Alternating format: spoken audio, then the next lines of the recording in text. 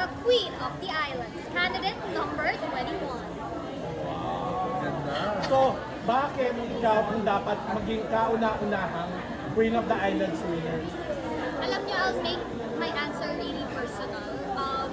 I think I should be Queen of the Islands because when it comes to my craft, I'm really dedicated on it. Sa pagiging artista ko, I put so much effort and craft on it. So joining this pageant for the first time, talagang I put a lot of effort, put a lot of dedication and passion in it. So talagang nag-allot ako ng time for preparing physically, emotionally, mentally. Kahit sa Q&A na yan, oh my gosh. Dream mo ba sumali ng pageant? Ha?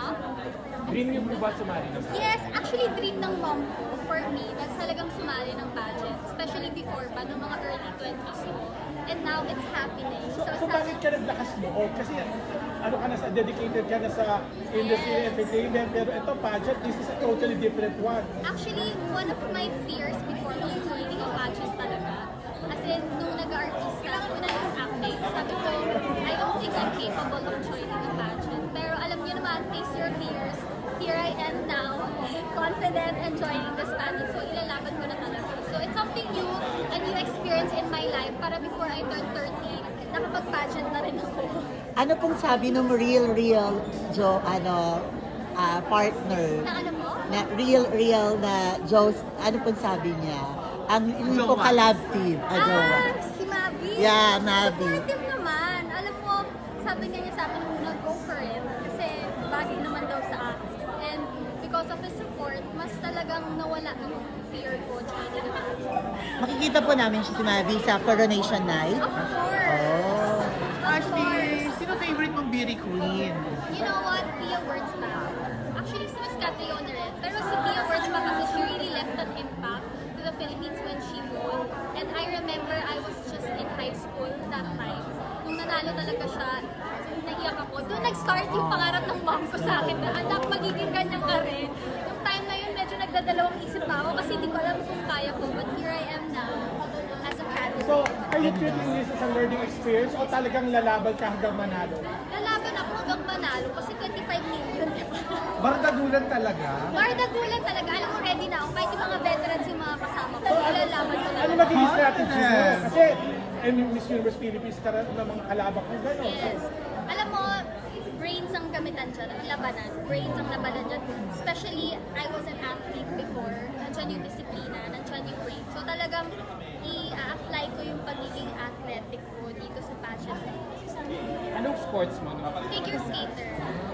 I was competing abroad also. I was part of the Philippine team. So parang na-adapt ko rin yun in a competition. Flexibility, maraming dancer. Yes, yes. At saka, you know, win or lose, you should always handle defeat with grace. So yun yung lagi ko natututunan kapag natatalo ako sa mga competitions before. Kilala- Last na lang, you're competing with 24 other beautiful women. Aside from yourself, who do you think is your greatest competition? Aside from myself, Yes. sino ba? Sa mga candidates, sino ba? Lahat sila eh. Ang gagaling rin kasi nila eh. You know, I can't pick one because I feel like I saw everyone's effort and dedication talaga sa pageant na to. So, I can't pick one, actually. Feeling ko sarili ko lang din yung kalaban ko. Oo, sarili ko na lang. Thank you. Best of luck. Thank you. Good luck, Ashley. Ano daw gagawin mo sa 25 million kung sakali? Tinanong na rin sa akin. Alam mo, hanggang ngayon, hindi ko pa rin naisip kung ano yung gagawin ko. Pero if ever mananalo ko ng 25 million, gusto ko talaga magpatayo ng shelter for stray dogs and stray cats. Especially now, na tag-ulan, nag-worry talaga ako sa mga dogs and cats na walang shelter, na mga pinapaha. So I think yun talaga yung unahin ko. And as a fur mommy, spoiled yung dog ko. Naaawa ako pag nakikita ko sa social media yung mga animals na walang shelter. So yun yung gagawin ko. Thank you, Ash. Ganda mo ah. Thank you so much. Ganda. Picture, Ash.